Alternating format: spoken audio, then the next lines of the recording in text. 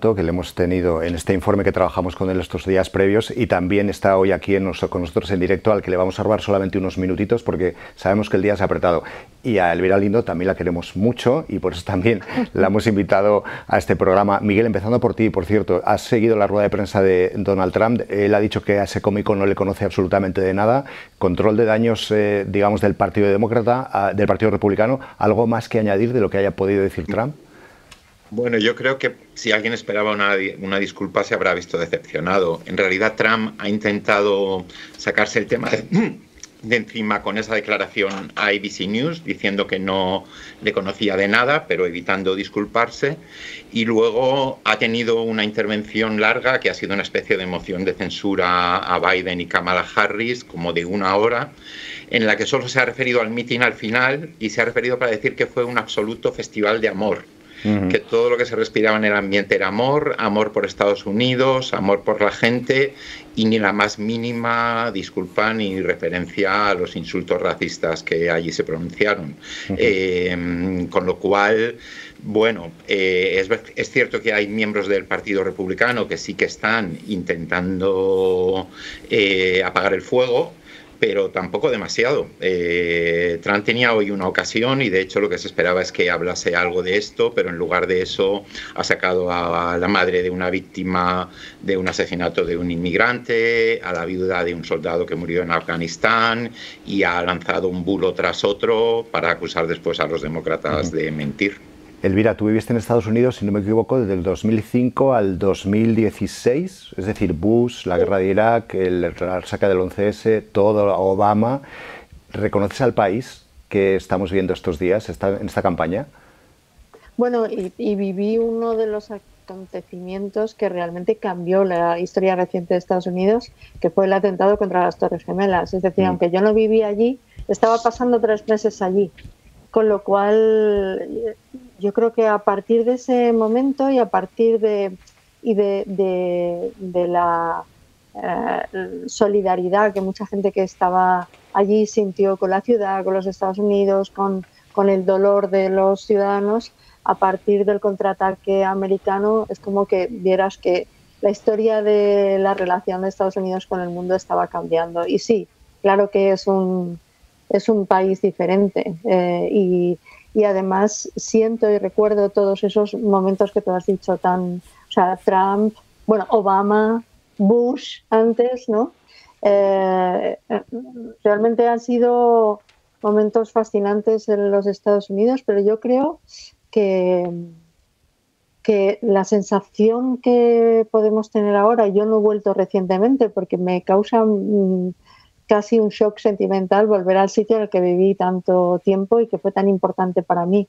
Pero lo que siento desde hace tiempo es que es un país que vive un declive político y un declive cultural. Y aún así sigue siendo muy imperial, porque aquello siempre se ha tenido la sensación de que en Estados Unidos ocurrían las cosas antes que en Europa, pero que acababan llegando.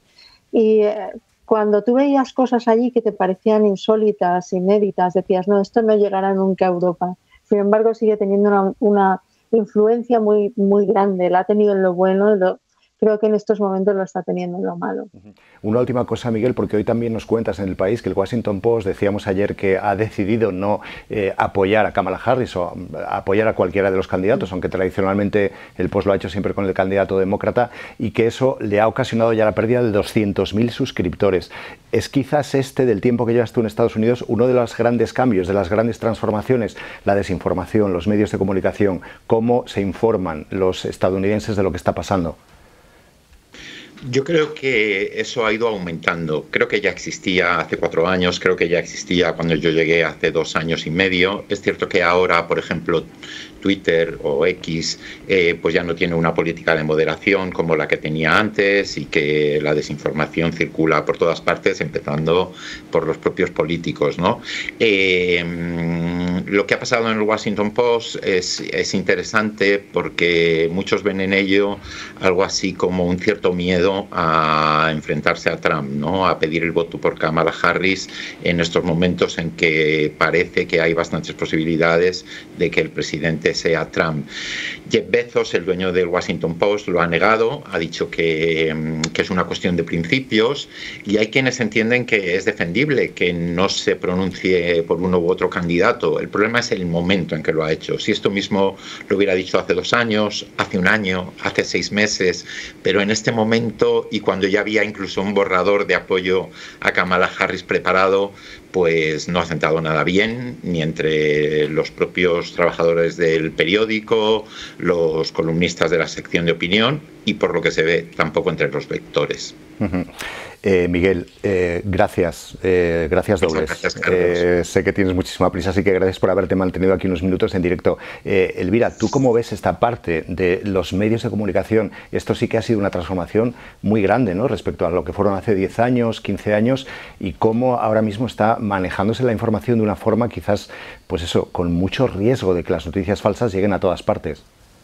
Sí, en eso estoy de acuerdo con Miguel, que hay que volver la vista un poco más atrás. Es decir, que hay que volver la vista cuando se empiezan a separar los medios de los lectores, no solamente por las redes, yo creo. Yo creo que lo que ocurrió en 2016, cuando ganó las primeras elecciones Trump, y cuando Hillary no consiguió, cuando mucha gente pensaba del Partido Demócrata, pensaba que era la candidata obvia, inteligente, articulada, con cultura, con experiencia, ¿no?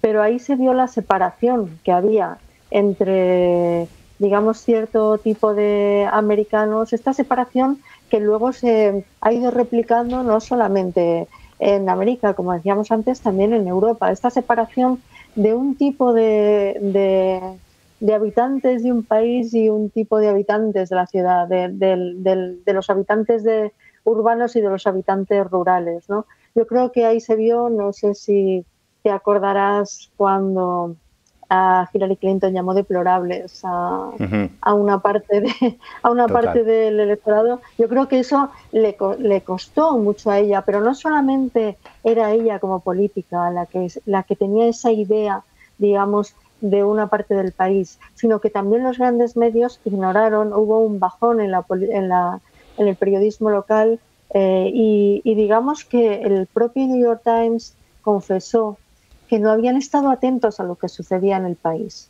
Eso fue antes de las redes, es decir, que no hemos hecho caso de lo que está sucediendo en el país, y resulta que estaba sucediendo algo que ha tenido que ver con la victoria de Trump.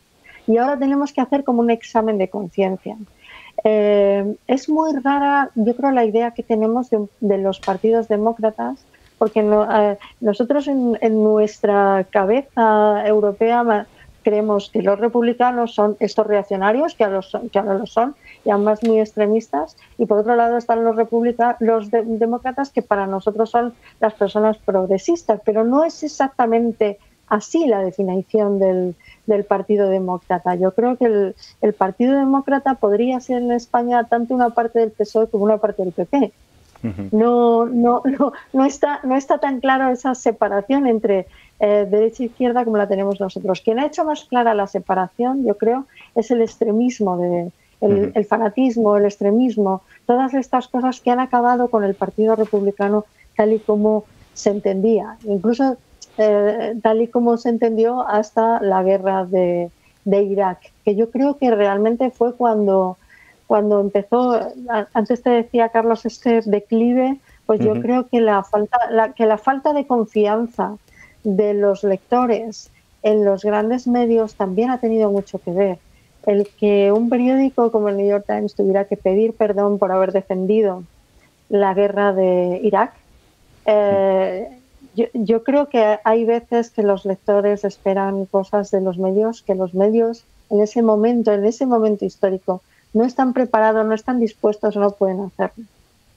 ¿Se han cerrado Estados Unidos en sí mismo, Elvira? ¿O quizás estamos idealizando épocas como la que compartimos de Obama, donde parecía que todo era expansión, internacionalización, el liderazgo mundial? Desde fuera, desde la visión que tienes tú ahora aquí, ¿crees que el país se ha encerrado mucho más en sí mismo, que ya no mira hacia afuera?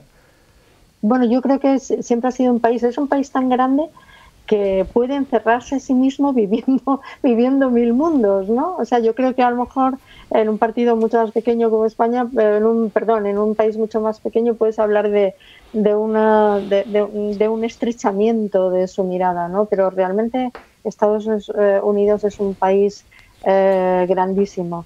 ¿Está encerrado en sí mismo? Yo creo que hay una defensa del capitalismo extremo, y en ese aspecto entonces hay un nacionalismo mucho más feroz. Antes hablabais de las fronteras, antes hablabais de los aranceles. Realmente todo lo que está expresando Trump es muy claro. Vamos a encerrarnos más, vamos a hacer América grande, es hacer una América grande y dentro de sí misma, no con mirada al exterior. Hablabais también del meeting o de la rueda de prensa que ha dado ahora. Hoy, esta tarde, Florida. sí, un poco para justificar, en Mar-a-Lago, sí, en su mansión. Estaba convocada a las 9 de la mañana, pero ha empezado a las 10:30. Ha dormido más de la cuenta Trump y ha llegado tarde. Yo he visto un rato, lo he visto con un tono muy comedido. Tal vez es después de la resaca de lo que sucedió en el Madison Square Garden, no que el tono fue tan agresivo, tan furioso, tan extremo, con esos